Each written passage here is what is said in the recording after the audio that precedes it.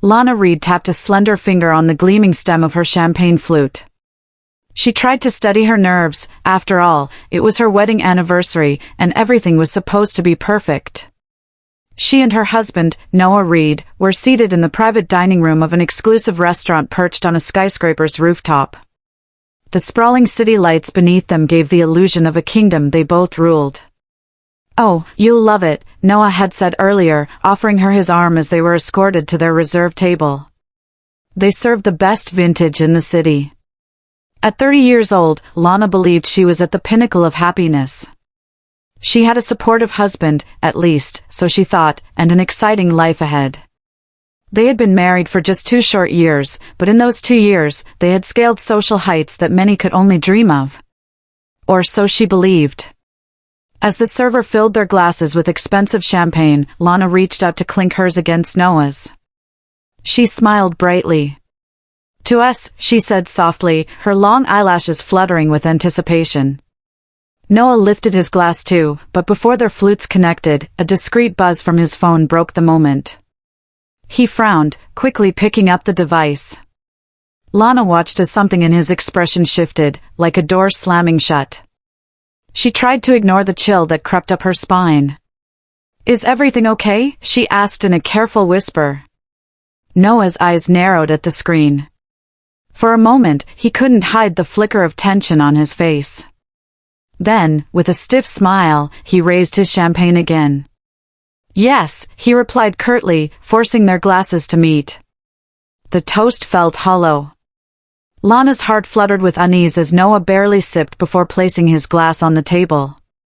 Normally, he would gaze at her adoringly, praising her beauty or joking about how clumsy they were when they first dated.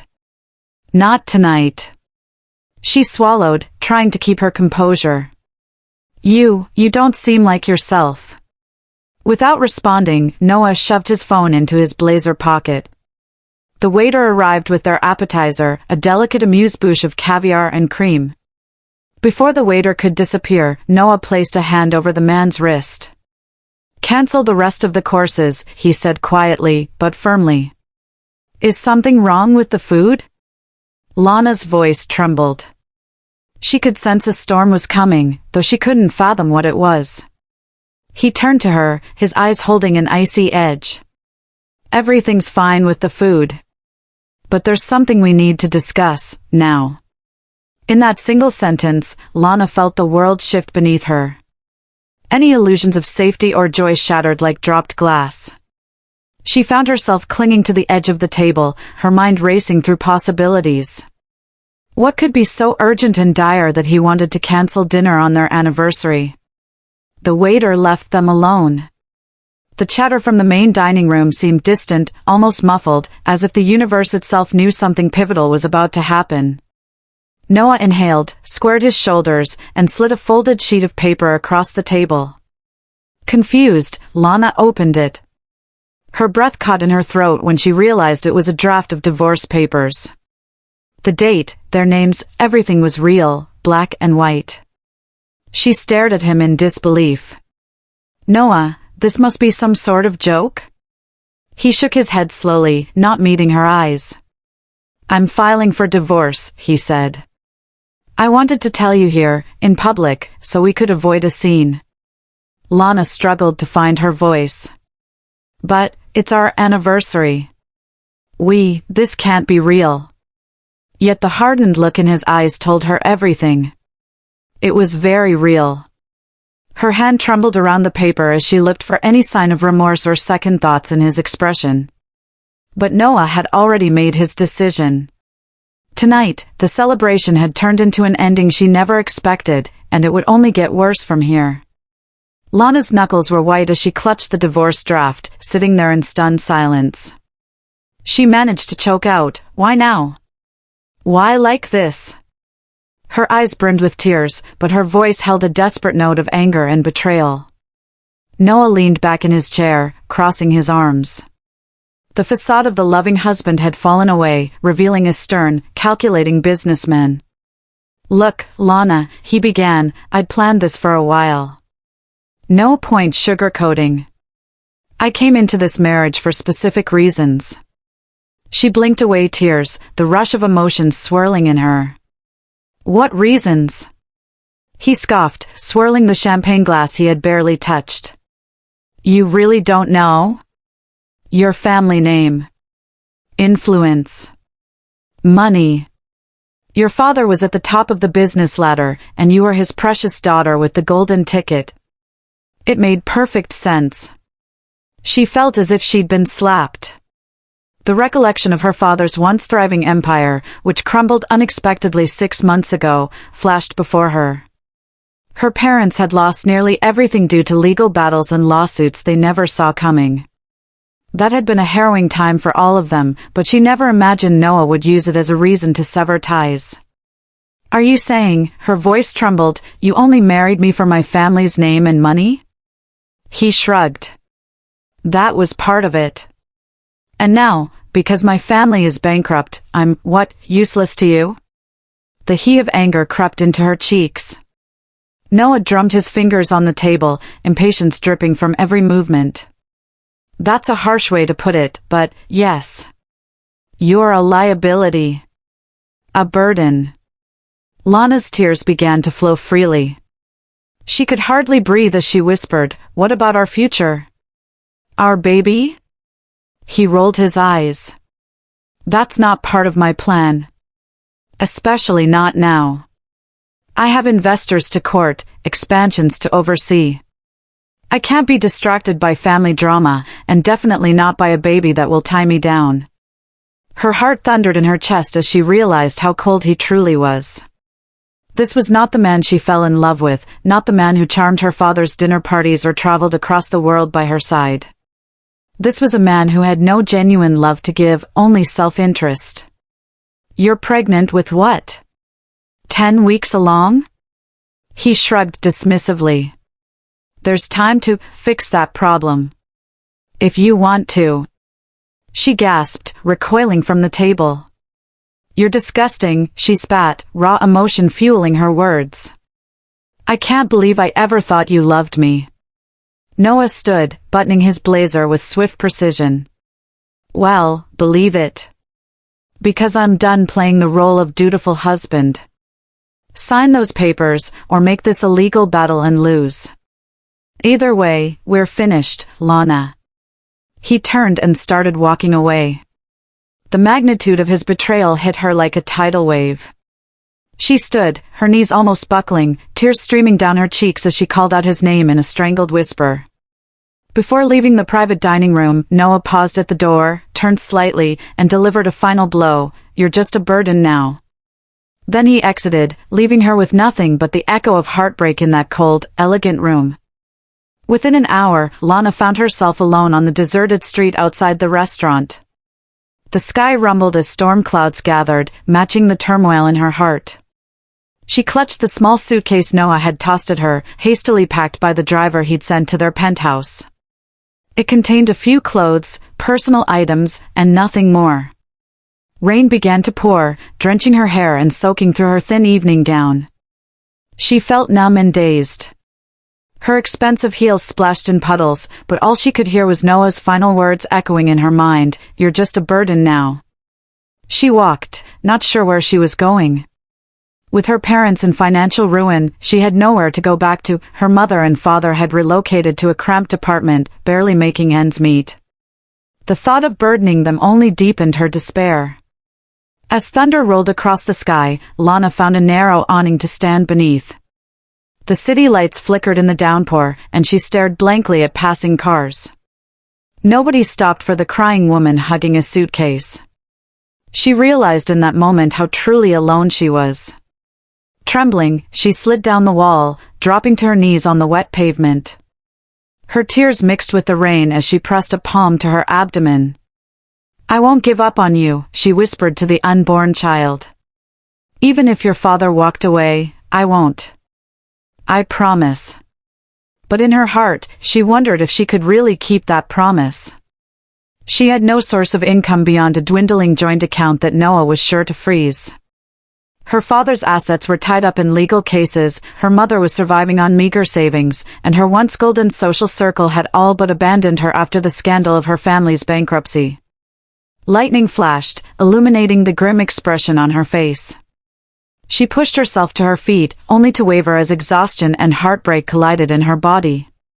She wondered if there was a motel nearby, somewhere cheap, where no one would recognize her. She could regroup in the morning, maybe muster the courage to ask for a loan from an old friend. If any old friends were still willing to help. The storm grew fiercer, and Lana stumbled forward, refusing to let the downpour defeat her. She had no umbrella, no place to stay, and only one motivation fueling her, the life blossoming inside her womb. She could practically hear Noah's voice in her head, "You're a burden now." She clamped her hands over her ears, as if trying to shut out the memory. Everything felt surreal and cruel. Each new clap of thunder resonated with the heartbreak of betrayal. At the corner of her eye, she spotted a flickering neon sign for a budget hostel. She trudged through flooded sidewalks, ignoring the way her soaked dress clung to her shivering body. Before she could reach the hostel's entrance, her legs finally gave out, and she sank down on the sidewalk again. A pitiful sob escaped her. "I have to keep going," she murmured, not sure if she was talking to herself, her unborn child, or to the heavens above. "I have to." With that last spark of determination, she heaved her drenched suitcase up and dragged herself through the doorway of the hostel, leaving behind the stormy night that marked the end of life as she knew it, and the beginning of a battle she never thought she'd have to fight. Several days later, Lana found herself on the rooftop of that same rundown hostel. She'd spent her nights in a cramped room that smelled of mold and stale cigarette smoke. The daily inquiries about job openings and financial help had led to nothing but rejections. Each no chipped away at her fragile hope. It was early morning, the sun just peeking over the skyline. Lana stood near the edge, staring out at a city that felt both familiar and alien to her. In a moment of weakness, she allowed her darkest thoughts to surface. Could life be easier if she just ended it? She shook her head, tears glistening as she hugged her belly. "No," she whispered, her voice trembling in the morning breeze. She refused to surrender. But the desperation still clung to her heart like a shadow. She thought about her unborn child, her baby was the only anchor keeping her tied to life. Suddenly, she heard the creak of the heavy rooftop door behind her. She turned to see an older woman stepping out, wearing a simple floral dress and a headscarf wrapped neatly around her silver-streaked hair. Despite her advanced years, there was a certain liveliness in the woman's eyes. "Morning, child," the woman said softly. She approached with slow, deliberate steps. "I've seen you come up here every day. You always look ready to cry." Lana tried to muster a polite smile. "I'm just thinking." "Sorry, I didn't mean to intrude." The woman waved a hand dismissively. "This rooftop's for everyone, dear. Fresh air does wonders for the soul." Silence hovered between them. Eventually, the older woman glanced at Lana's swollen eyes and trembling fingers. "You've been crying. And you're pregnant, aren't you? You need rest, not tears." A sob that Lana had been holding back escaped her lips. She sunk onto a ledge, burying her face in her hands. "I have nowhere to go," she whispered, voice shaky. "Everything fell apart. My husband left me. I have no job, no family money, and I'm pregnant. I don't know what to do anymore." The older woman gently placed a comforting hand on Lana's back. Her voice was soothing, laced with the wisdom of many years. "Call me Mama Saad," she said. "I've seen life break many before, myself included. But we're stronger than the storms, child." Lana sniffled, wiping tears from her cheeks. She looked at this kind stranger. Mama Saad had kind eyes that seemed to hold centuries of understanding. "I'm Lana," she offered meekly. Mama Saad nodded. Lana. Pretty name. A beautiful name for a strong woman. She sat down beside Lana and listened patiently as Lana poured out her story, the divorce, the betrayal, her pregnancy, and her paralyzing fear for the future. She spoke in halting sobs at first, but then the words came rushing out, as if she'd been waiting for someone, anyone, to truly listen. When she finished, her tears had ceased, replaced by a hollow exhaustion. Mama Sod gently patted her hand. Sometimes, child, the soil needs to be broken before the seed can grow. You are that seed, in the dark now, but ready to find light.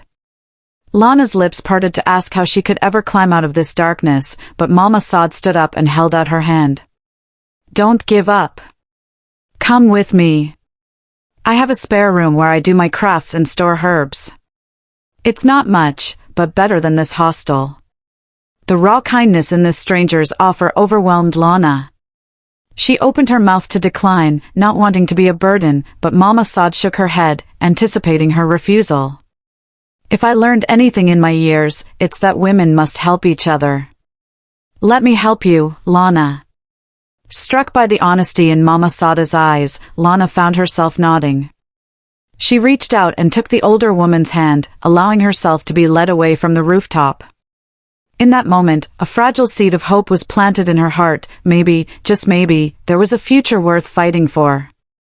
Mama Sod's small home was located in an old neighborhood. It wasn't luxurious, but it was clean, cozy, and filled with the aroma of dried herbs and fresh-baked bread. The place had the warmth that Lana had been desperately craving. You must be hungry, Mama Sod said, ushering Lana into a sunlit kitchen. Lana nodded shyly, realizing she hadn't eaten a proper meal in days. A bowl of steaming porridge and homemade bread soon appeared before her, and she devoured them gratefully. After she'd had her fill, Mama Sod showed her to a modest guest room. It was cluttered with shelves full of dried leaves, jars, and a battered wooden desk. I'm sorry about the mess, Mama Sod chuckled, but it's the only extra space I have. This is more than enough, Lana assured her, tears welling in her eyes again. But this time, they were tears of gratitude. Later that afternoon, as they sat in the living room, Mama Sod offered Lana a worn leather journal. The pages were yellowed and covered with intricate handwriting. This journal belongs to my grandmother, she explained. She was a healer and herbalist. She passed her knowledge to me, and now, maybe it can help you, too. Curiosity piqued, Lana flipped through the pages. She saw recipes for teas that claimed to reduce inflammation, salves to soothe burns, and lotions to nourish skin.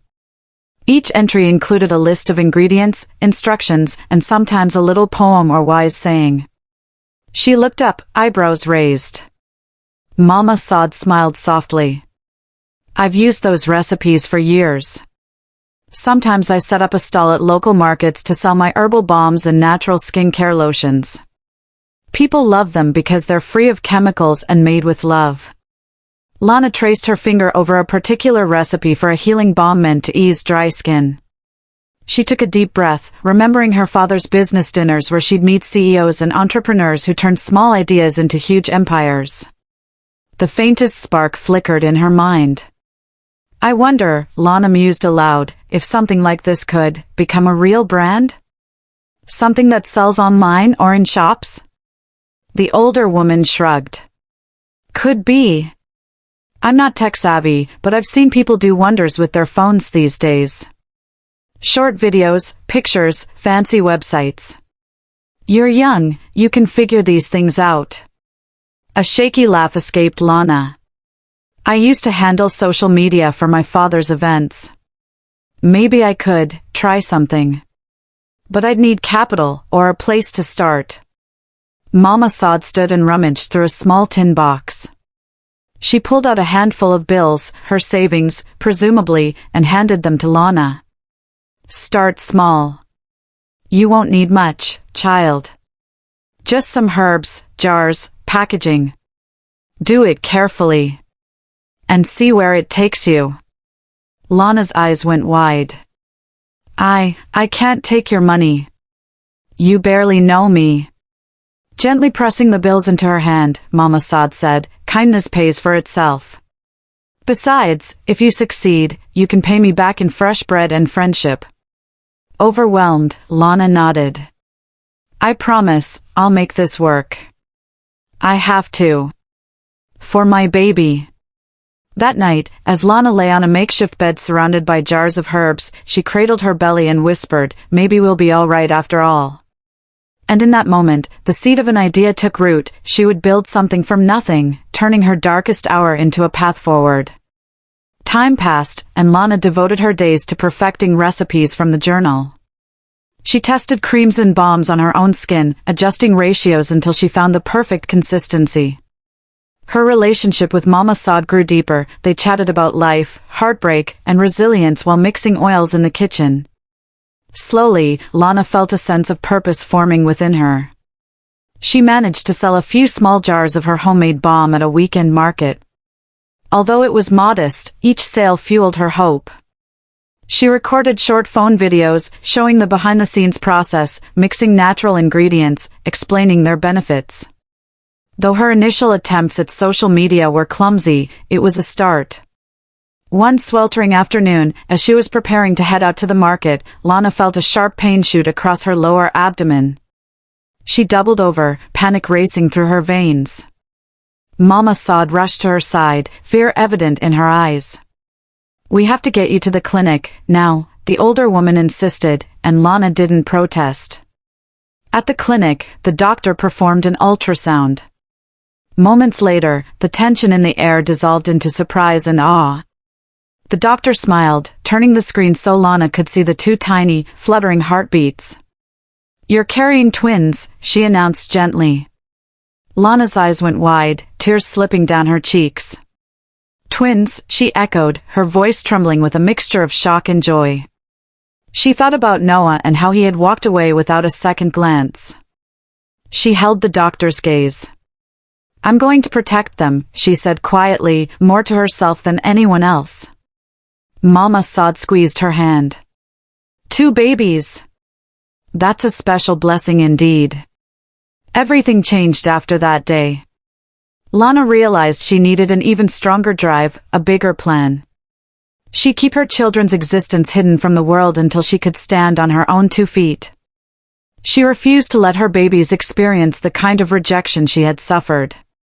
Although the pregnancy was complicated, she faced bouts of morning sickness and exhaustion. The hope of welcoming her daughters pushed Lana to work harder. She returned to the local market with new determination, hawking her homemade products under the simple brand Sada Skincare, a nod to Mama Sada's generosity. And in the hum of that city market, surrounded by bustling stalls and curious customers, Lana placed her hand on her stomach. She felt the twin souls inside her, beating in tandem, lending her a fire she never knew she had.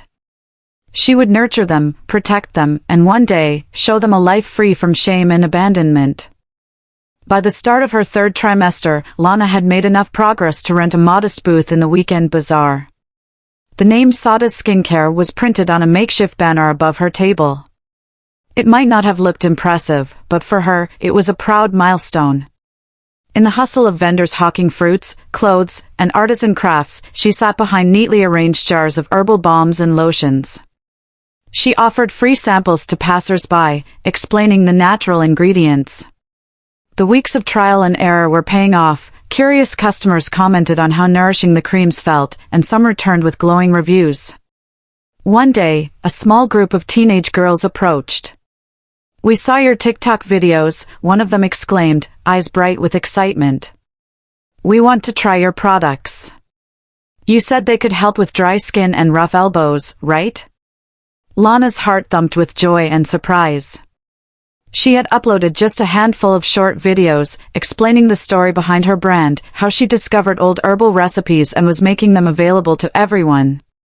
She never imagined it would reach young women who scrolled through social media. She handed them small jars, barely containing her excitement. The girls promised they'd post about the products on their own accounts. A week later, Lana was restocking her booth when a swarm of people suddenly descended on it.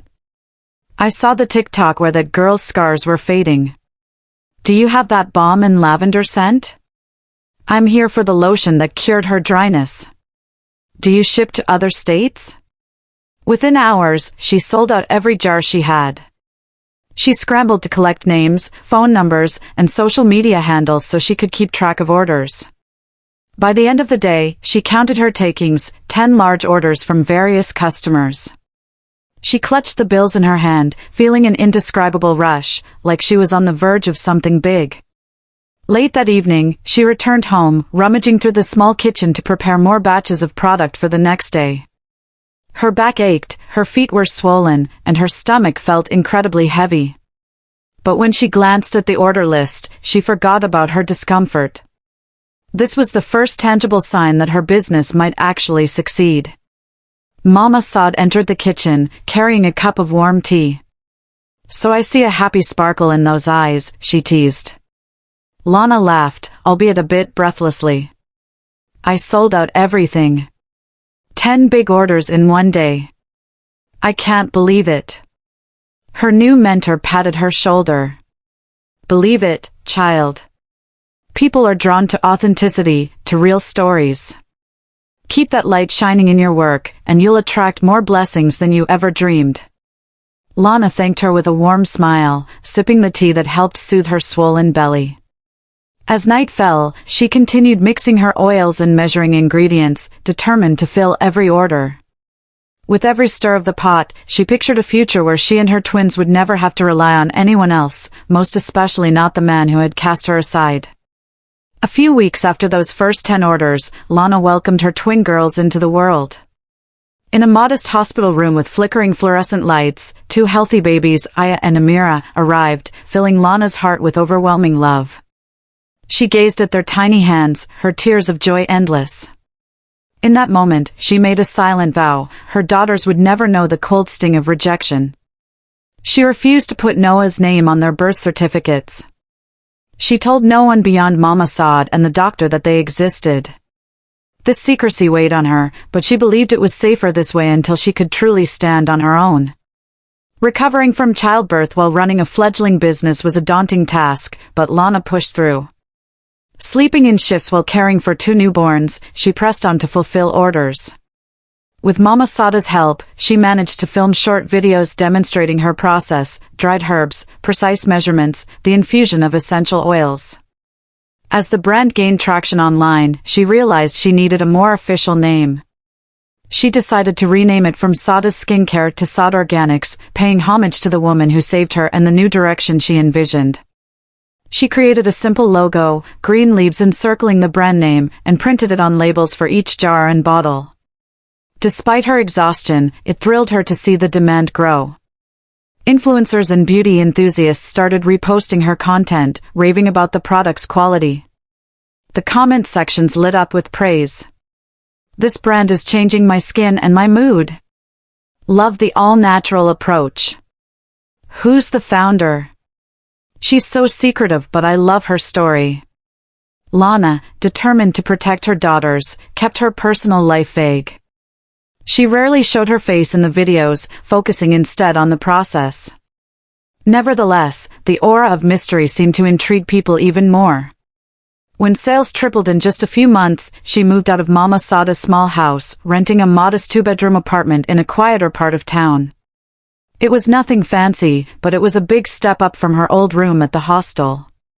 Now her daughters had a nursery of their own, and she had a small workspace to handle orders. She'd rock the twins to sleep, whispering promises about the bright future she was creating for them. On many nights, after she finally lulled Aya and Amira to rest, she'd sneak into her makeshift lab, the corner of her living room, to fulfill the day's orders. Though she was exhausted, her heart brimmed with determination. Each new sale felt like a small victory against all the doubts, all the betrayals. With Sod Organics officially born, Lana was more driven than ever to expand. She would turn the heartbreak of her past into the fuel that ignited a new life for her and her daughters. 5 years passed in a blur of breakthroughs and challenges. Sod Organics outgrew Lana's tiny apartment, expanding into a small warehouse to handle the skyrocketing demand. Orders flowed in from across the country, customers celebrated the product's purity, and the brand's origin story, though partially hidden, intrigued them. During those years, Lana balanced motherhood and entrepreneurship with fierce resolve. Aya and Amira grew into energetic, curious children who loved to watch their mother mix potions of oils and herbs. Their laughter was her daily reminder that every sacrifice was worth it.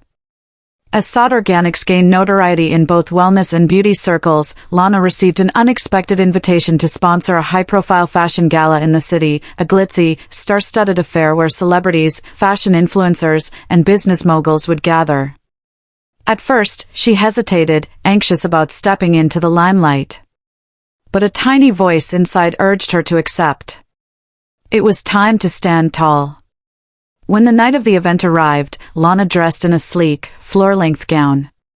The subtle elegance of the outfit reflected the grace of someone who had grown quietly powerful. Camera flashes greeted her as she stepped out of her car. The paparazzi, initially puzzled about this lesser-known sponsor, perked up when they realized how composed and captivating she appeared.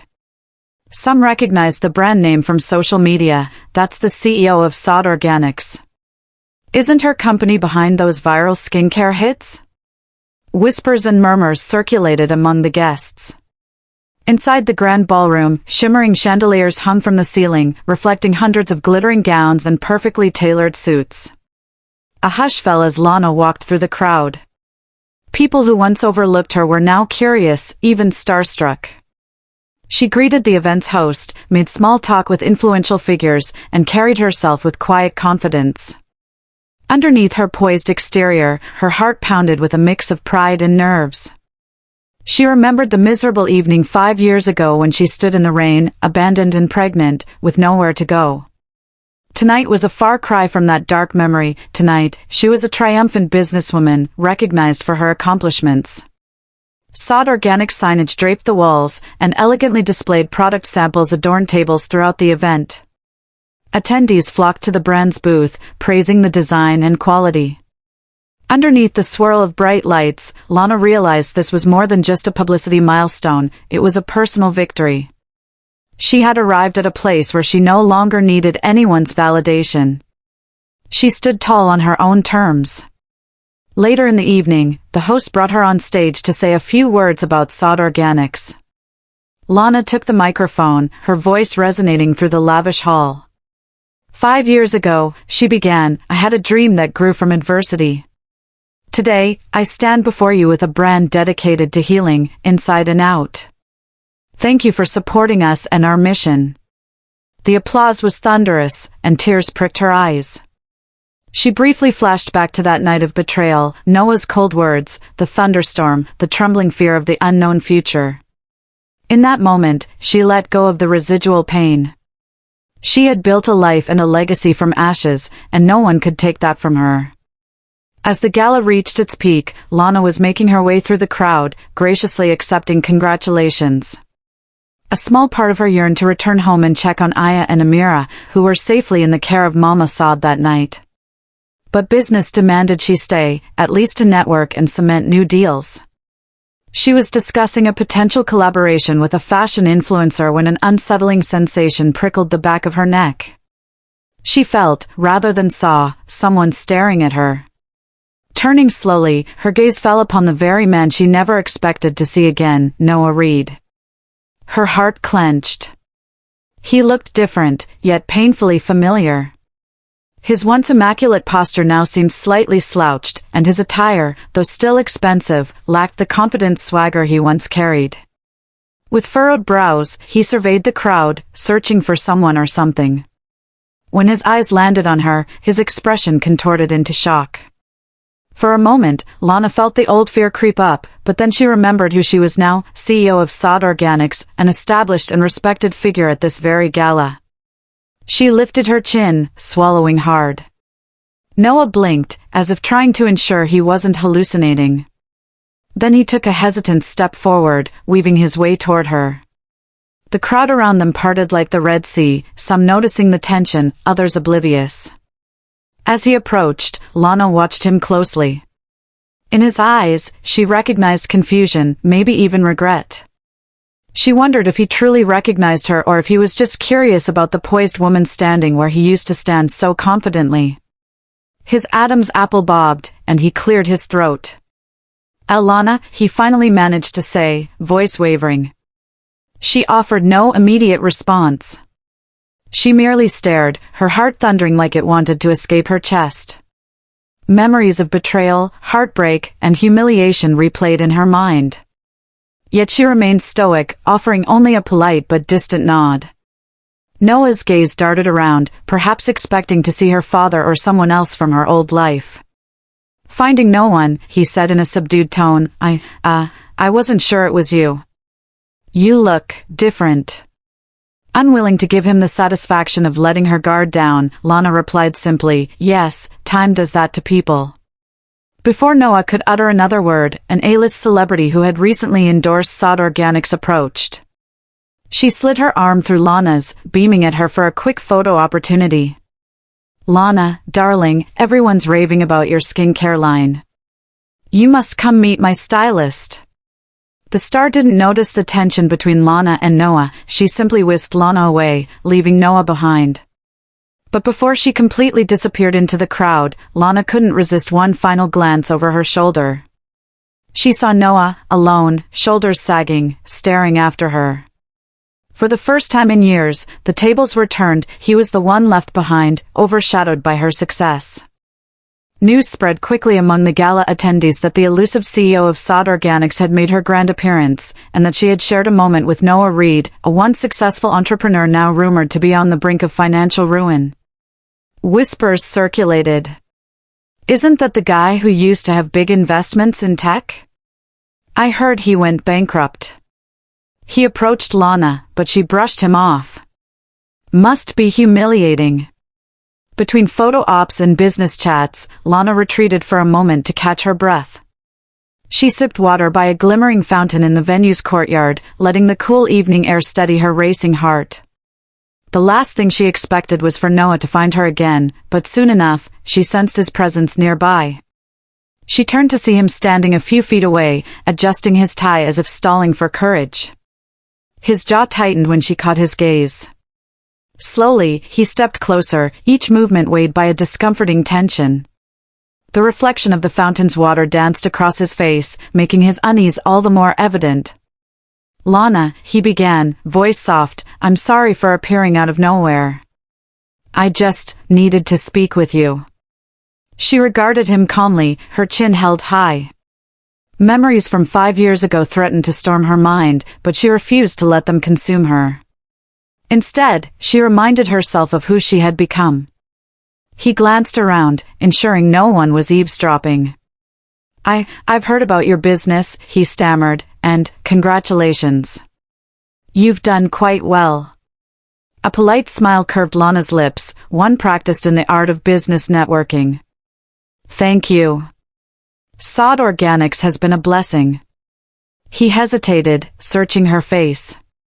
Sod Organics, you named it after that older woman you stayed with, right? She blinked, startled that he even knew.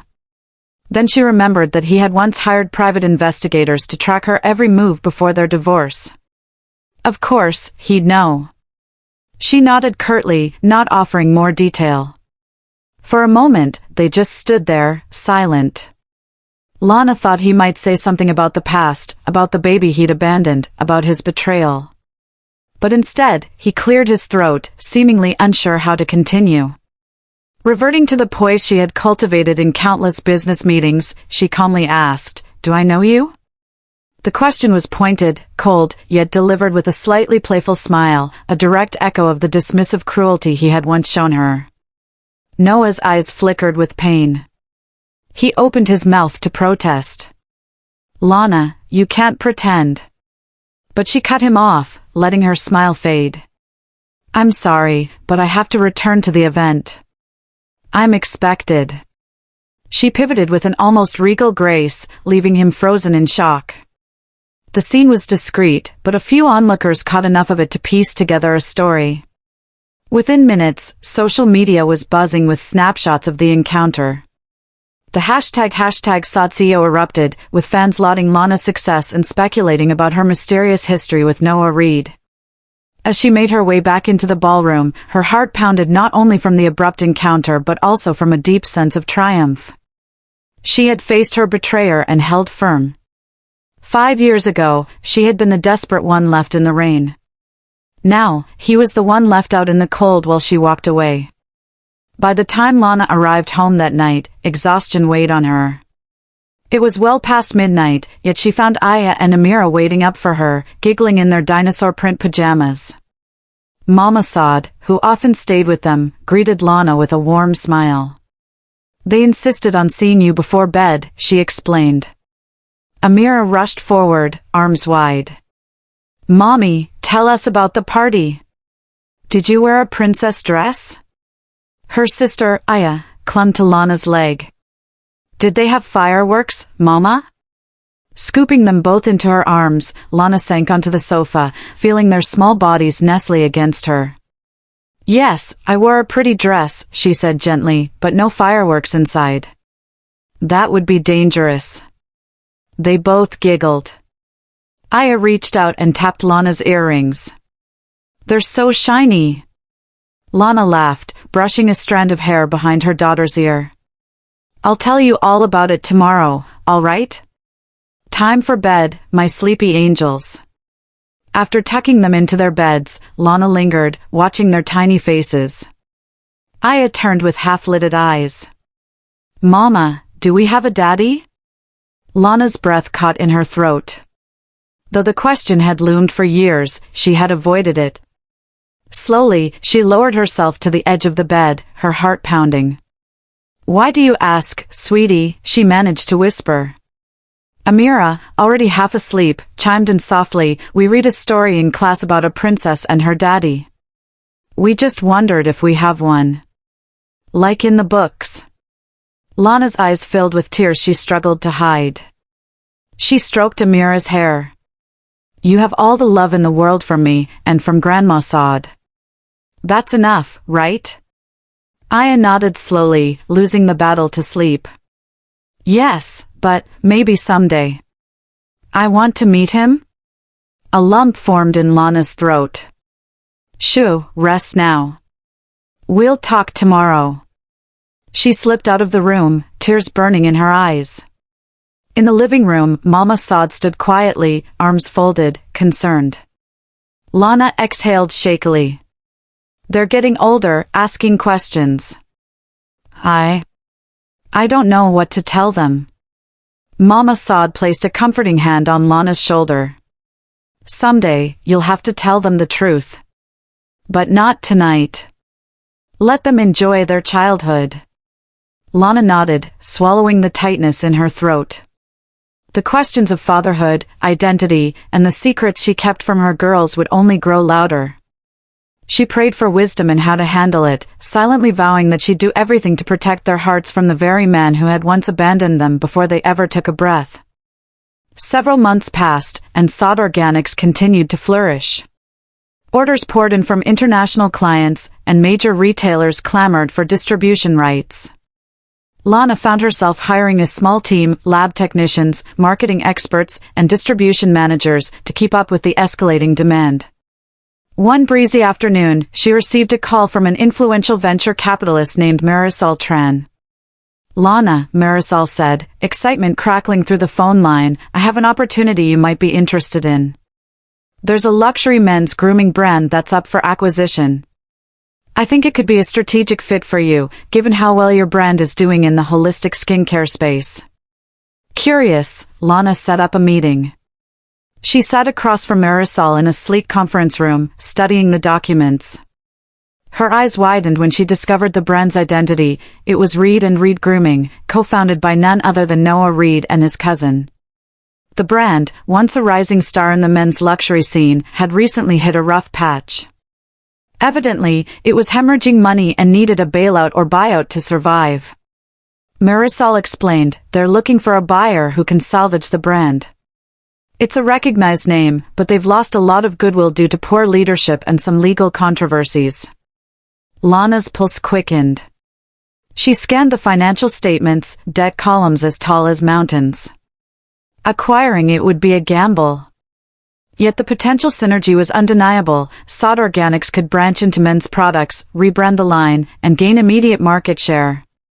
But beyond the business advantages, a quiet, personal satisfaction stirred in Lana's heart at the thought of buying out Noah's last asset. Are they open to direct negotiation? She asked, forcing her voice to remain calm. Marisol nodded. They're desperate. They'll meet with any serious buyer.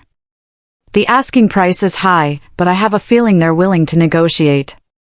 That night, Lana lay awake, considering the possible risks and benefits. She thought about her daughters, the future, and all she had endured. Was this an emotional decision or a purely strategic one? Perhaps a bit of both. But she found herself leaning toward yes. Not out of revenge, though the poetic justice was undeniable, but because it made genuine business sense. She called Marisol the next morning, voice steady. Set up the meeting. I'm ready to talk numbers. Sod Organics had recently moved its operations into a sleek, modern building, a testament to the brand's explosive growth.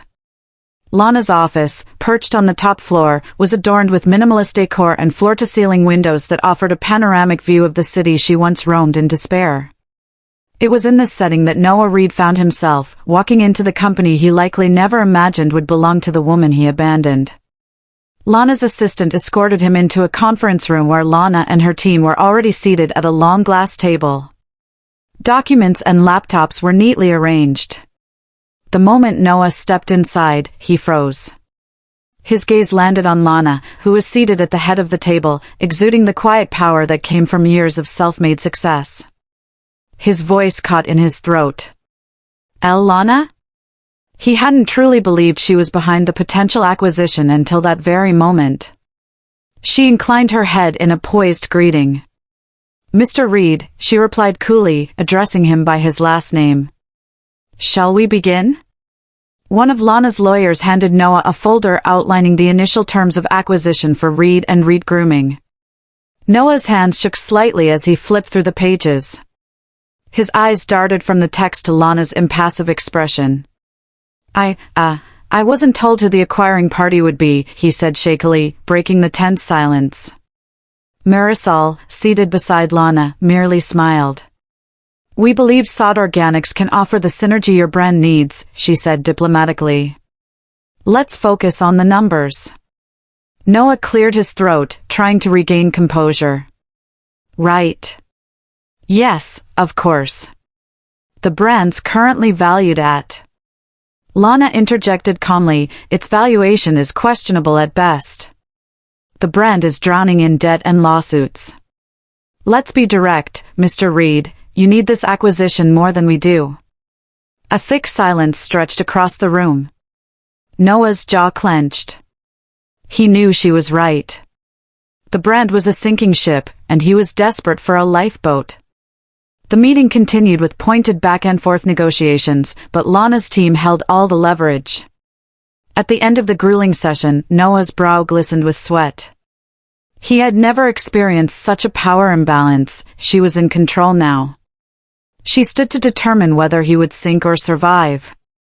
As the team dispersed, Lana rose from her seat, gathering her papers with measured grace. Before exiting, she turned to Noah. We'll finalize the details tomorrow, she said, eyes unwavering. I assume you'll be here on time. With that, she left, leaving Noah in the conference room with a stack of documents and a crushing realization he was no longer the powerful husband discarding a burden. He was now the man on his knees, hoping for her benevolence in a business deal that meant his very livelihood.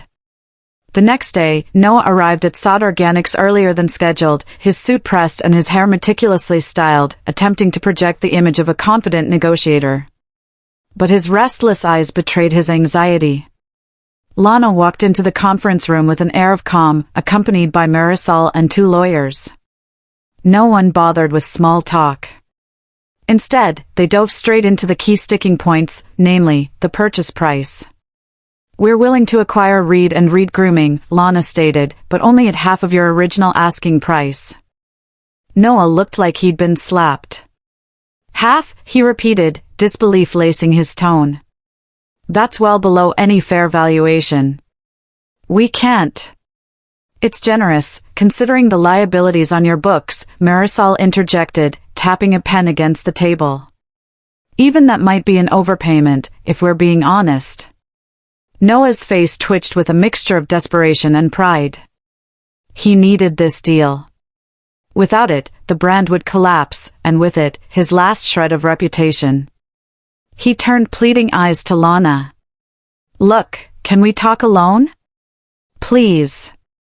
Lana exchanged a brief glance with Marisol, who nodded and left the room with the lawyers, granting them privacy. Lana carefully folded her hands in front of her. What do you need to say, Mr. Reed? He winced at her formal address. Lana, look. I'm sorry about how things ended between us. Truly. I was cruel. But right now, I'm asking for fairness, not pity. I can't accept half the original asking price. It'll ruin me. Lana studied his features, remembering the cold gaze he once gave her, the words that cut her to the core. She felt a flicker of the old pain but steeled herself. She was no longer that naive woman at the mercy of his whims. Ruined, she echoed. As I recall, when you left me, pregnant and alone, you said you couldn't be tied down by a baby. Yet somehow, I survived. And more than survived, I thrived. If half is too low for you, then we end here. Noah's composure cracked. He pressed his palms flat against the table, bowing his head slightly. All right, he said, voice trembling with resignation. Half the asking price. But I have one condition. Lana's eyes narrowed. You're not really in a position to make demands. Just hear me out, he pleaded. I can't let my name remain tarnished. I have employees, family to consider. If we're doing this, I need some form of dignity. Maybe a role in the new brand, or at least something. She pursed her lips, considering. A role, she repeated, as if testing how the word tasted. Noah rushed on, yes, maybe in an advisory capacity. Publicly, I'll say we merged or something like that. Please, Lana. For a long moment, she studied his face. Then she shook her head. Full public apology and resignation from your company. That's non-negotiable. You'll acknowledge you made poor choices and mismanaged. That is the price of your pride, Mr. Reed. He paled. You want me to publicly apologize? Those are my terms, she replied, standing up. Take it or leave it. Without waiting for a response, she left the room to inform her team that negotiations were done. Noah sank into his chair, devastated. He had a choice, let his brand implode, or accept the deal under these humiliating conditions. Pride or survival? It was a question he would have to answer, and soon. It took a few days for Noah to make his decision. Ultimately, survival won out over pride. He called Lana's office, agreeing to her terms. She didn't act surprised, she had known he'd cave. At Lana's request, the apology was to be made public, posted on all of Reed and Reed Grooming's official channels and Noah's personal social media accounts. The day came faster than he'd have liked. Clad in a simple dress shirt and speaking from a bare office, Noah looked far from the confident businessman he once projected. His eyes were weary, and his voice trembled as he spoke to the camera. I'm Noah Reed, he began, swallowing hard. I co-founded Reed and Reed Grooming. Over the past few years, I made a series of poor decisions and mismanaged the company. Today, I'm announcing that we are being acquired by Sod Organics, led by CEO Lana Reed, my former wife. He paused, the weight of the confession pressing down on him. I take full responsibility for the company's failures. I also want to apologize for my personal conduct in the past, particularly toward Lana. When she needed me most, I wasn't there. I abandoned her. I let my greed and ambition overshadow my humanity. For that, I am truly sorry. The video ended with him announcing his official resignation, effective immediately. Within hours, the post went viral, igniting a firestorm on social media. Commenters flooded the feed. Wait, he left his pregnant wife? Dude. Sod Organics is buying his company? Talk about karma. Major respect to Lana for building her own empire. News outlets picked up the story, framing it as a modern-day tale of redemption and revenge. Many sided with Lana, hailing her as a resilient, self-made success story. The brand exposure for Deceit Organics skyrocketed. Orders tripled yet again, and the business soared to new heights. In her office, Lana watched the apology video with a neutral expression. The final line, "I am truly sorry," rippled through her. Part of her wanted to scoff, dismissing his remorse as too little, too late. Another part felt a quiet sense of closure. She had never envisioned a scenario where Noah would publicly beg for forgiveness, yet here it was, for the entire world to witness. She turned off her phone and exhaled. Justice had been served, in a sense. But she reminded herself that she hadn't built her empire for vengeance. She'd built it to secure a future for her daughters and to prove her own worth. The apology was just a step in this twisted story of heartbreak and survival, a story that was now on every social media feed. A few days after the viral apology, Lana agreed to a brief, private meeting with Noah. He arrived at Deceit Organics headquarters in a wrinkled shirt, dark circles under his eyes. The weight of his public humiliation seemed to have robbed him of whatever energy he had left. The two of them sat in a small conference room, no lawyers or aides present. The silence hung thick in the air. Lana waited, arms folded, for him to speak. Finally, Noah cleared his throat. "I know I have no right to ask anything of you." She raised an eyebrow, but remained silent. He fiddled with his hands, his gaze dropping to the table. "I'd like to, if it's possible, meet my daughters. I know they must be about 5 now." His voice cracked slightly. "I realize what I did was unforgivable, but they're my blood." A flare of protective instinct surged in Lana's chest. Her daughters were her entire world. She recalled the nights she cried herself to sleep, pregnant and abandoned, how she had shielded Aya and Amira from the press, from anyone who might link them to their father's betrayal. She took a slow breath. "No," she said firmly. "You gave them up before they were born. You made it clear you didn't want them in your life." He winced, but pressed on. "I was a fool. But people change. I just want a chance to."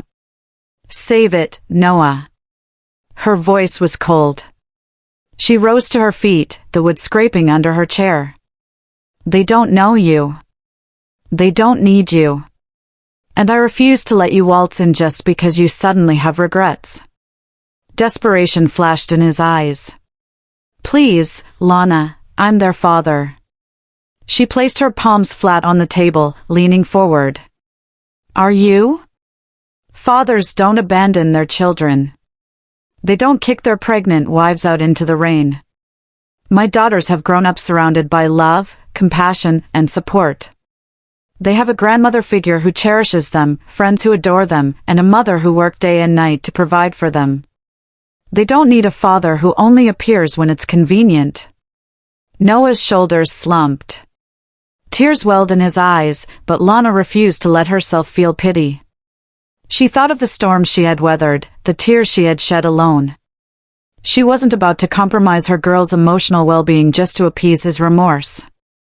"I'm sorry," he whispered, voice breaking. "Truly, Lana didn't wait for him to finish. She turned and marched out of the room, leaving him with the echo of her footsteps.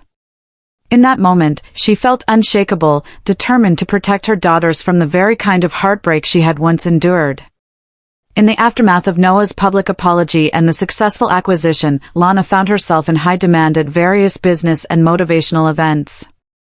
Her story, once a private tragedy, had become a symbol of triumph and empowerment. She was invited to speak at a global women's summit, an event featuring trailblazers from around the world who had overcome adversity. Dressed in a simple yet elegant suit, Lana stepped onto the stage before a packed auditorium. The bright lights beamed down, and she could see hundreds of eager faces watching her.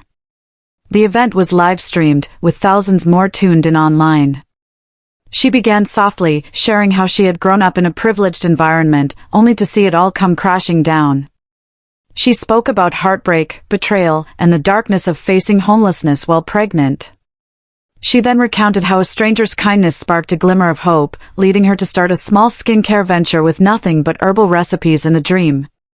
It was rejection that propelled me, she said, her voice resonating through the hall. Rejection is not the end, it's redirection. Every door that slammed in my face forced me to find a window. Every heartbreak pushed me closer to my own strength. She paused, scanning the audience. I stand here today, not to bask in revenge or to shame anyone who hurt me, but to prove that within each of us lies the power to redefine our future. To every single mother who has been left behind, to every woman told she is just a burden, you are not. You are a possibility waiting to unfold. A roar of applause erupted. Tears glittered in many eyes. Cameras flashed, capturing the moment as her words trended almost immediately on social media. Memes and quotes popped up online. Rejection is redirection. Lana Reed.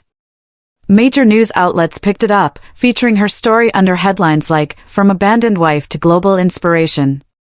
When Lana stepped off the stage, the weight of her journey hit her in a wave of emotions. She was greeted by her daughters waiting in the wings, Aya and Amira, each holding a small bouquet of flowers. They ran to her, squealing in delight. Lana knelt, hugging them tightly. Mama Saad stood behind them, her gentle smile reflecting pride and love. "You did it, child," she murmured. "And you did it with grace." Lana hugged her mentor, the applause still thundering from the auditorium.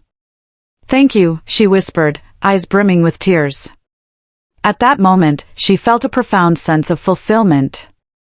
She wasn't just a survivor, she was a beacon for others who might be navigating their own dark nights.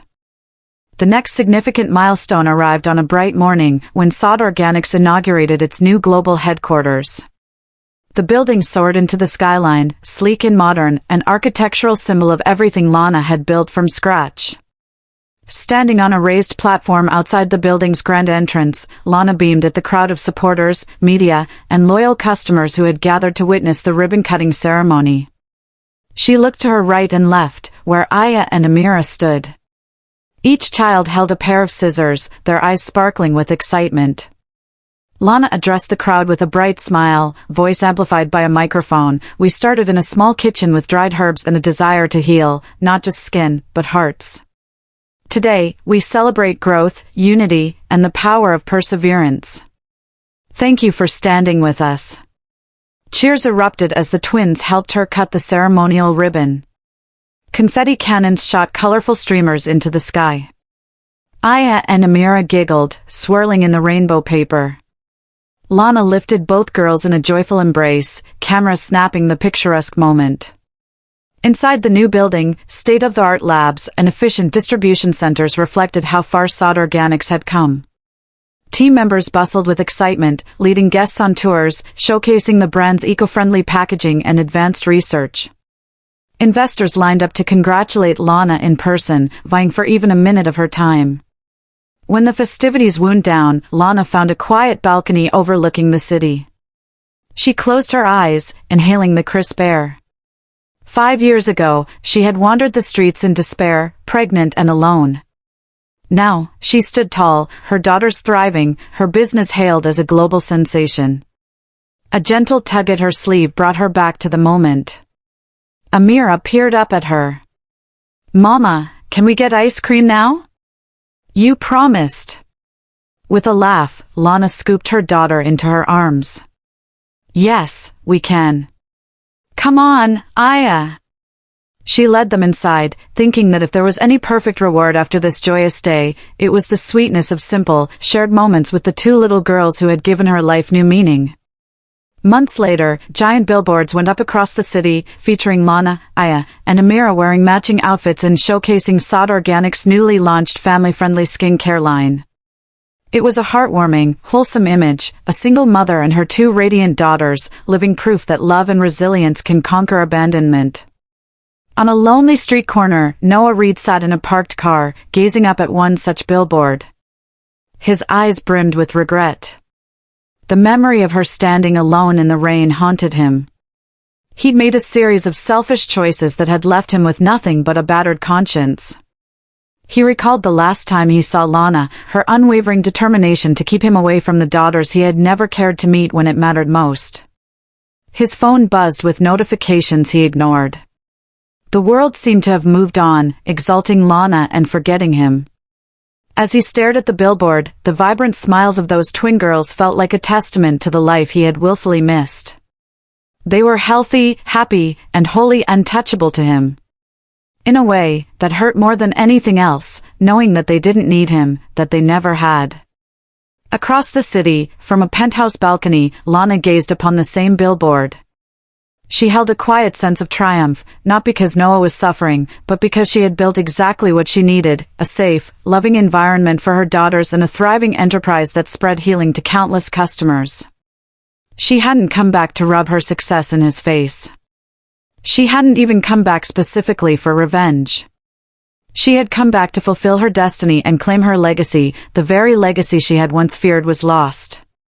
A voiceover, if this were a film, might say. In the end, the phoenix never returns to the ashes for the ashes' sake. She rises for the skies, for her own rebirth, and for those who soar beside her. And so, as Noah sat alone, overshadowed by the radiant smiles on the billboard, Lana and her daughters continued their upward journey. Their story served as a beacon to anyone who had ever felt abandoned or betrayed, a promise that one day, with courage and kindness, they too could rise from the ashes and shine brighter than the stars. The end.